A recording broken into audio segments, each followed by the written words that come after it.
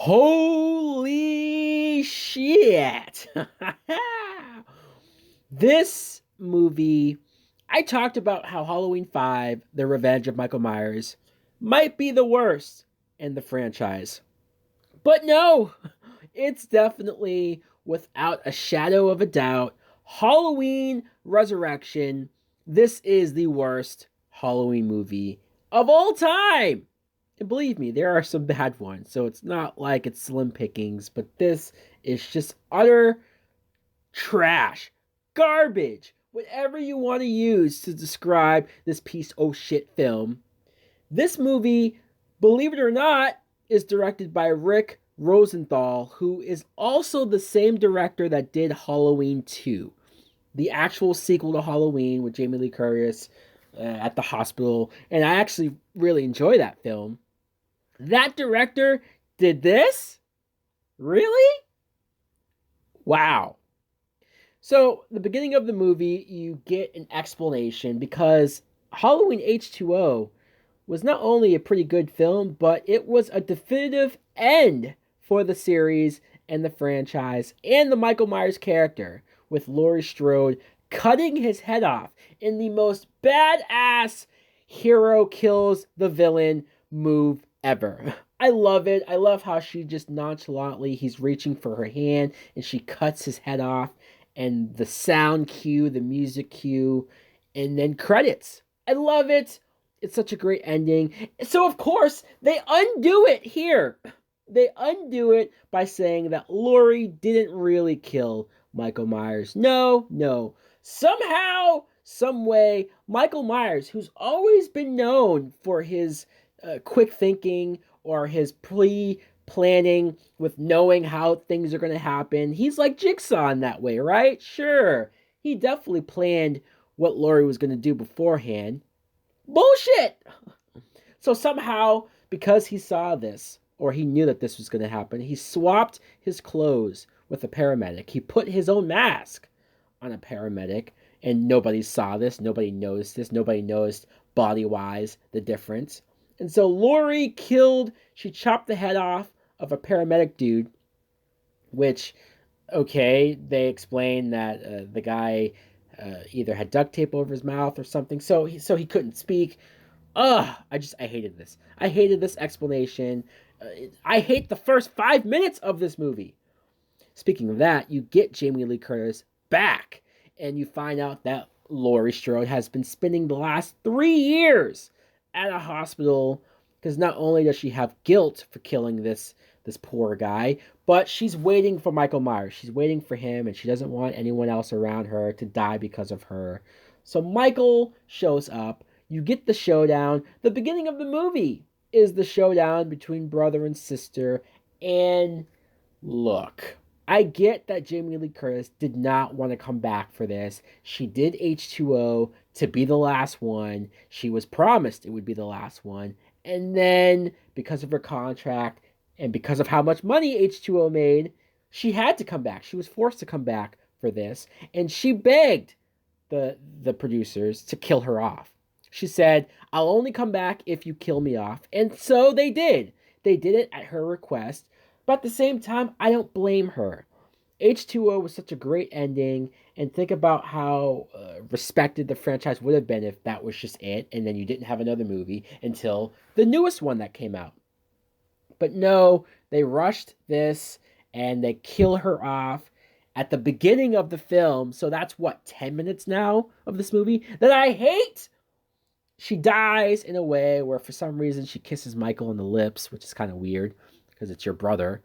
And she also kisses the mask, so I don't really see the point of it. But he stabs her and drops her like a piece of shit into the bushes because that's what you do. You have this weird guy at the hospital who knows the history of Michael and reads off his credits and his accomplishments like he's a football player. Quite amusing. 1 year later, you follow a brand new set of characters because yippee. That's what I really want to do. I want to follow new characters after your greatest character ever, Laurie Strode, has been killed. You see that a new internet reality show, Dangertainment, oh boy, we're already cringing. at just the name of this. You see, Busta Rhymes and Tyra Banks, they're putting this show together, which I'll be honest, for 2002 or whenever this movie came out, it was ahead of its time as far as recognizing reality TV and where that was going to go. Obviously, nowadays you have reality television everywhere, so sure, this plot could even be applied today and it would at least be relevant. But the idea of Busta Rhymes grabbing a bunch of college kids and wanting them to spend the night in Michael Myers' house, like if that's the plot of your Halloween movie, if you go into the studio and your pitch for another Halloween movie is, hey, let's have these young kids go to the Myers house for a reality show and then Michael's going to kill them. Sure, it's easy and sure, it's cheap, but it's also lazy. How did this picture, whoever came up with this idea, the writer, how did he not get thrown out of the room immediately after this was pitched or laughed out of the room? This is horrible. This plot, it's ridiculous.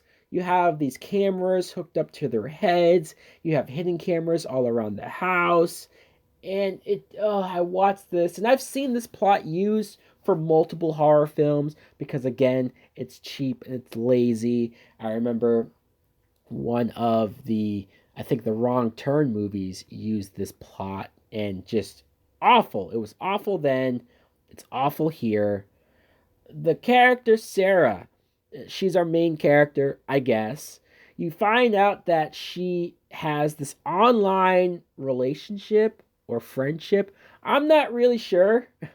I mean, her friend hints that maybe she likes the guy, but then you see that the kid Deckard is like a high school kid. So, look, I'm not saying that there's a huge age difference, but there is.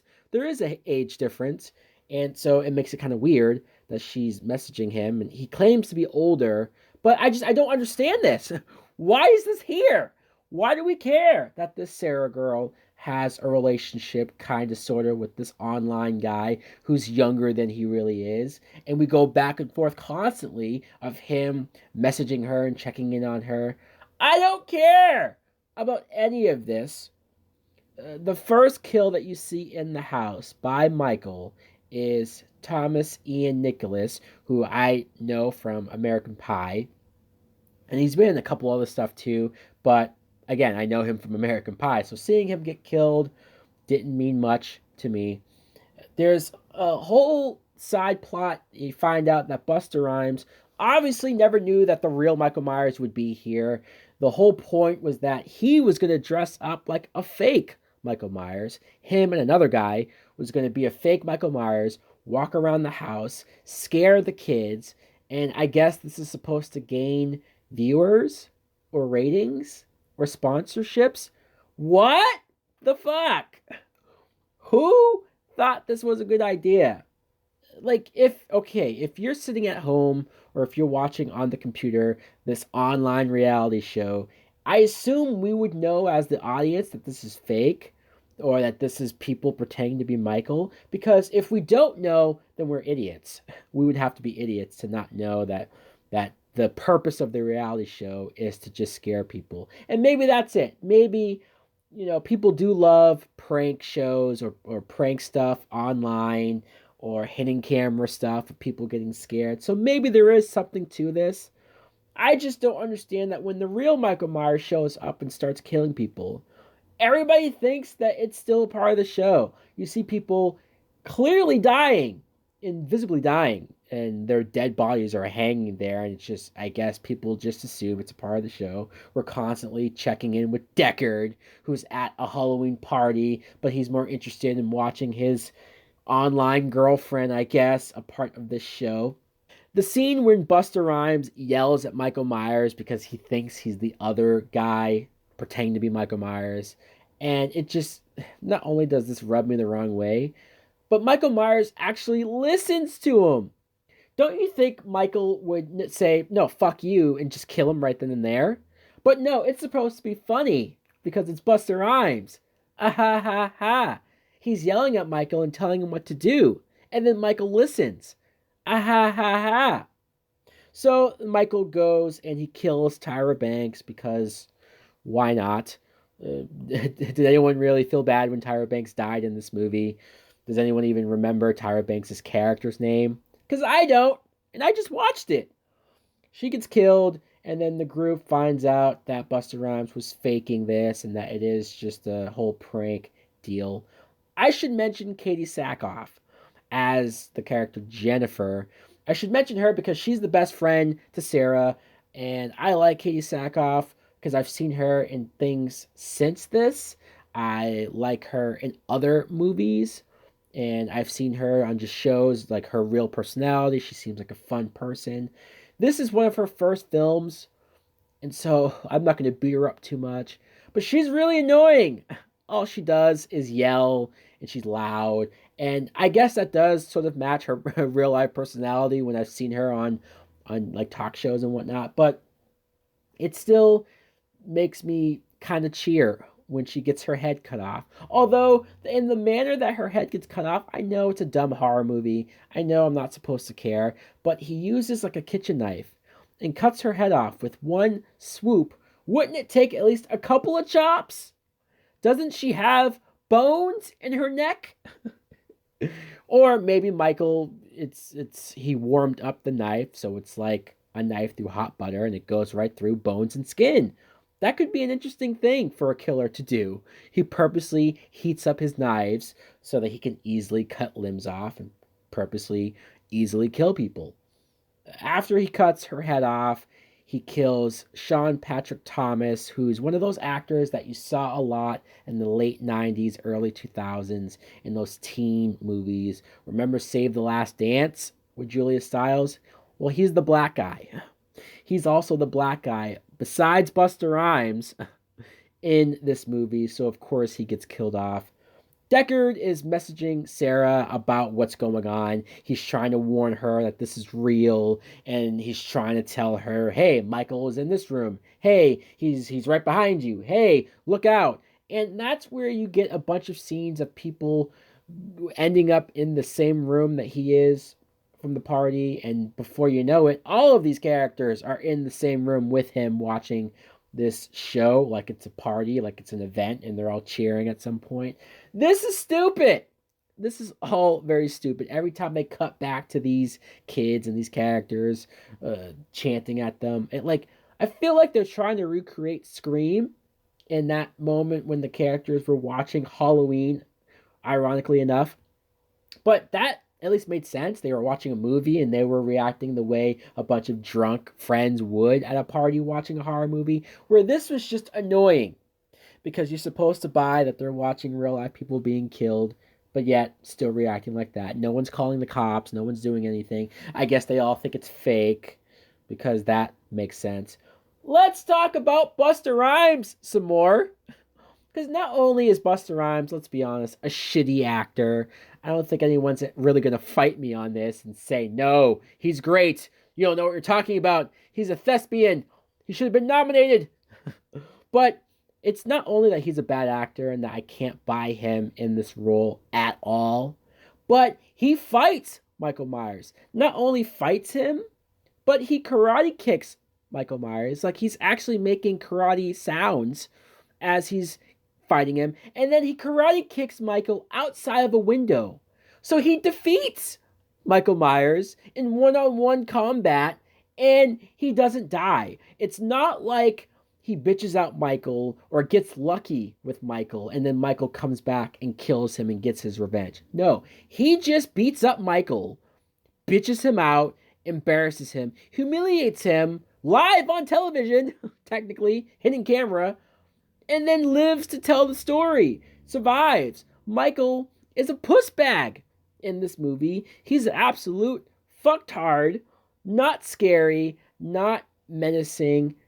And his mask isn't that great either. I just want to throw that out there because for whatever reason, we just can't save these masks from movie to movie or make maybe 100 of the same mask in one movie, and then you'll always just have a bunch of them for every sequel. Every time I marathon these movies and every movie has a different mask, it annoys me. Hell, Halloween H2O had 3 different masks. It's insane. So Michael gets tied up and he gets electrocuted, and then a fire gets started. So he gets set on fire. And so I guess he dies for good, definitively, because we haven't seen Michael set on fire before. But they're trying to be different. Sarah thanks Deckard. There's an alternate ending where Deckard actually shows up to the house and physically saves her. Holy crap! Thank God they didn't use that. But it's not like it mattered.